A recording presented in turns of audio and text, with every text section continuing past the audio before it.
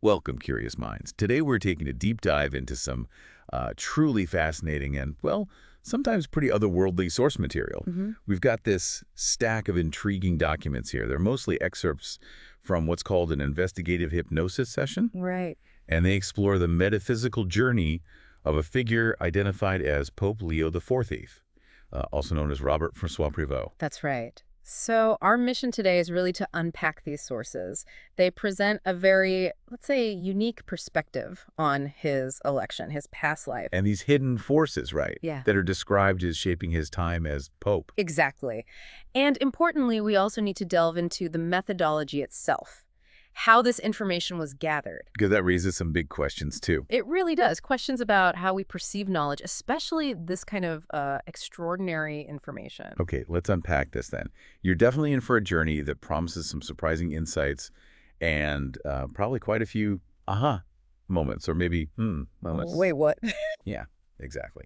So where do we even start? The sources actually kick things off way before his election. They do, with something pretty astonishing, really. His ethereal DNA. Ethereal DNA. Okay, so not biological DNA. No. This is described more like a non-physical, energetic blueprint, sort of shaping his metaphysical being. And the composition they describe is, well, it's something else. It is 50% human, 50% reptilian. Reptilian, wow. And then what they call a subtle point of extraterrestrial DNA mixed in. So right from the get-go, we're talking about a very unconventional makeup, suggesting almost a preordained kind of existence. That seems to be the implication, yes.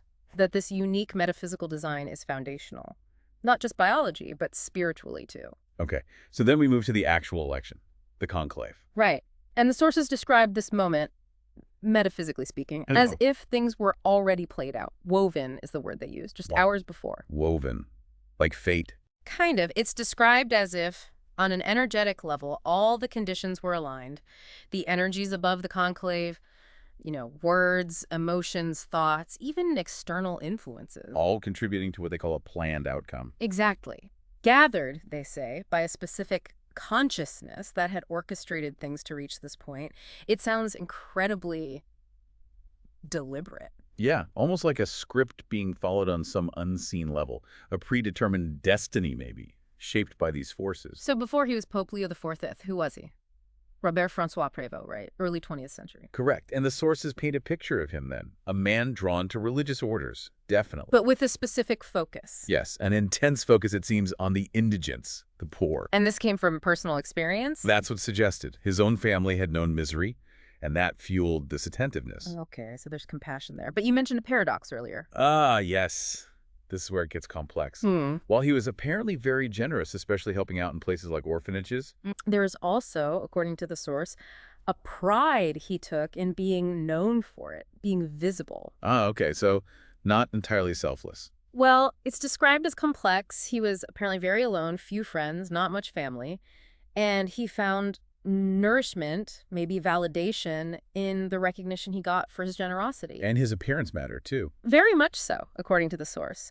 He valued looking trustworthy, inspiring confidence through how he presented himself. So it's this mix. Genuine care, maybe, but also this need for external validation. It suggests even good deeds can have complicated roots. Absolutely. Multifaceted motivations. But then things take an even stranger turn, don't they? This pre-creation phase. Oh, definitely. This is where it gets really interesting, as the sources put it. They talk about subliminal conditions leading him towards becoming pope. And this reptiloid system. Right. A system of interference described as surrounding him. And this system apparently approached him, metaphysically speaking. Approached him how? With an offer. Exactly. A sort of giving and taking proposition for his next life. The gist was, we can help you become who you want to be. And he went for it. Well, what's really striking is that the source says he expressed interest, even though he was apparently aware it was manipulation. Aware? Why would he agree then?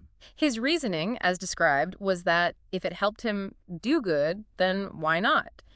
He saw it perhaps as an act of self-abnegation, giving himself over to this path for a perceived greater good. But the interpretation within the source is different. Yes. The expert doing the hypnosis session perceived him as being clearly used precisely because he gave his full consent. Full consent to manipulation. That's a heavy concept. It is. And if we zoom out, this interfering system, this reptiloid system, is said to connect to something even bigger. Which is? A religious Egregore. Egregore. Okay, Okay. break that down. Think of it as more than just shared beliefs. Mm. It's described almost like a collective energetic entity, a thought form, powered by the collective consciousness of, say, religious followers, and it can influence events. Wow. Okay. So this system is plugged into that. That's the idea presented. And it wasn't just him, Robert Préveau. Others were involved. Yes. He was allegedly directed alongside other consciousnesses described as influential church figures who also had given clear consent to this interference. So a whole network of people aware of this matrixial system, as they call Wow. it. They apparently understood this hidden framework, this sort of unseen operating system for spiritual and energetic manipulation, and they agreed to play specific roles. Like the Pope. Like the Pope. It's depicted as this incredibly intricate web, all part of a plan. And even the name Leon the 14th. Ah, yes. The sources draw a connection there, too. The vibrational root, they say, links to lion, obviously, but also King Louis XIV. The Sun King. Exactly. Symbolizing a desire to shine, be seen, a firm presence, which seems to fit perfectly with that earlier point about his need for recognition in his past life. So even the name feels intentional within this framework. It seems positioned that way, yes, like another pre-programmed aspect. Yeah. Okay, let's shift gears a bit. What about the wider world, the geopolitical impact of his election? The sources point very strongly towards the United States, a strong, energetic influence. Strong how? They use a dramatic phrase, an energetic tsunami. Wow. An energetic tsunami, that sounds disruptive. Hugely disruptive, that's the implication. And this Pope, Leo XIV, is allegedly powered energetically by the U.S. Powered by them, meaning serving their interests. Essentially, yes. Speaking their language, carrying their words, it's framed as a deployment of U.S. supremacy through this figure. A spiritual leader as a vehicle for geopolitical power. That's quite a claim. It is. And it leads to more complexity, more paradox. How so? Well, regarding his engagement with big societal issues, things like LGBT rights, pedophilia, child trafficking, Okay. the sources say that while he publicly aims to put a light on and dismantle these traffics, Which sounds positive, obvious. right, but this action is simultaneously described as consolidating other deeper networks, including what the source explicitly calls satanic networks that also involve child trafficking. Wait, so shining a light on it publicly actually strengthens other hidden networks. How does that work? It's presented as a deliberate strategy. Address these new, tense societal subjects very publicly, precisely to mask what happens behind the scenes. It's like using transparency as a kind of camouflage. That's profoundly cynical, if true. Using openness to hide something darker. A chilling idea.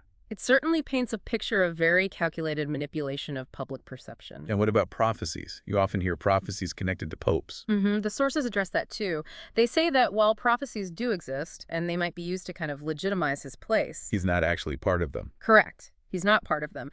The idea is that those prophecies spoke of an end to something. And he represents. Starting something else, a new era, opening another door. So he's not the fulfillment of old predictions. He's a diversion. A beginning of something unexpected.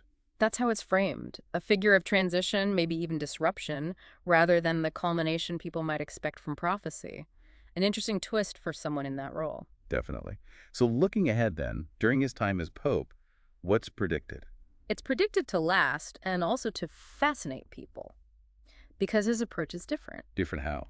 There's talk of an aura, a constant smile, less traditional seriousness, more affirmation, a whole new kind of impulse. And the goal of this? To attract more faithful. But specifically to him as a person, not just to the institution or the religion itself. Back to that personal charisma idea. Yeah. Making it about the individual. Exactly, which aligns with that earlier theme of wanting recognition, perhaps. But there's a darker side to his experience too, isn't there? As he learns more about the Vatican. Yes. The sources suggest he gradually realizes more about the inner workings, specifically how the very energetic base that nourishes him. The power source, so to speak. Right. Is also fueled by low frequencies emanating from the depths of the Vatican. Low frequencies, what does that imply? Something negative, sinister. It certainly implies a hidden, perhaps darker source of power within the institution itself, and this leads to the mention of an ancient book. Okay. Tell me about this book. It's described as a manuscript from the early first millennium, somewhere between 300 and 500 AD. Very old. And what's in it? Allegedly, it details the Vatican's real history and the establishment of this vortex of low frequencies that contributes to its power. Who wrote it? Very ancient persons is the description. People who established Catholicism, but with a deliberate, calculated mix of influences. What kind of mix? Religious, yes, but also satanic and political, according to the source. All woven together from the start. Wow. So not a purely spiritual foundation at all, but intentionally blended with these other elements. That's the claim. And this book, described as energetically heavy, contains rituals, some in Latin, some in an even older language, maybe pagan or druidic. Rituals designed for what? To ensure the longevity of this whole system, its endurance. And who gets to see this book? Access is extremely restricted. The Pope and maybe 2 very close confidants. That's it. So it sounds like the foundational text for a hidden power structure kept secret within the church. That's certainly the picture the source paints. A blueprint for a power sustained by more than just faith. Okay, these are some truly extraordinary claims. Ancient books, reptilian DNA, energetic tsunamis. It really pushes the boundaries. Right, it absolutely does. Which brings us to a crucial point we need to address. The source of this information itself. How reliable can we consider any of this based on how it was obtained? And that's vital because the source material itself is surprisingly upfront about the limitations. How so? It states very clearly, an investigative hypnosis session as a single event used for gathering factual data does not exist. Does not exist, meaning? Meaning the information you get from just one session is considered highly contaminated. There's an extremely high percentage of distortion, of noise. So one session is almost useless for facts. Primarily, it's seen as a vehicle of movement, a way to address a client's personal issues or journey, not a reliable way to record objective facts to be memorized or reported. Okay, that's a massive caveat. So if single sessions are unreliable, how do they claim to get reliable information using this method? Well, that's the key. It's not about single sessions, it's about scale. Thousands of sessions, they say. Thousands. Conducted by multiple teams, multiple individuals over long periods. And the only information they consider reliable Yes. is the stuff that is common to all or almost all of those thousands of sessions. The points that consistently show up across a vast majority. So it's about finding the recurring patterns in a huge amount of data. Exactly. And that common information might only be, say, 2 or 3% of everything gathered. The rest is considered noise or distortion.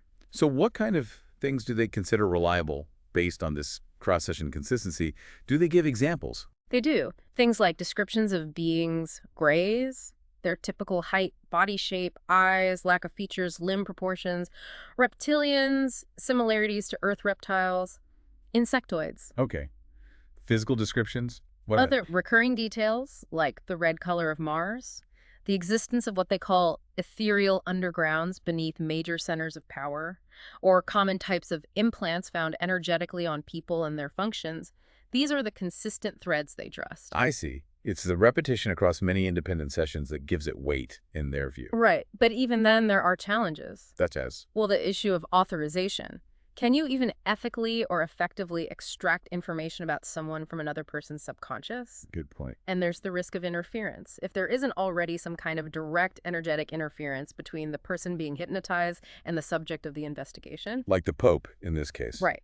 Then, the source warns, cunning entities might intercept the query and feed back distorted or false information. The line could get hijacked, essentially. So it's a complex and potentially risky process. Very. And that's why they also explain that investigating restricted spaces or specific themes is more feasible. Like the example they gave, pedophilia in the Catholic Church. Exactly. Because that's specific enough that you might be able to conduct a manageable number of sessions, maybe dozens or hundreds, and look for commonalities related just to that theme. Compared to trying to investigate something vast and general like black holes. Precisely. You need a somewhat contained subject to even attempt this filtering process effectively. It's like finding a needle in a haystack. You need a reasonably sized haystack to start with. Okay.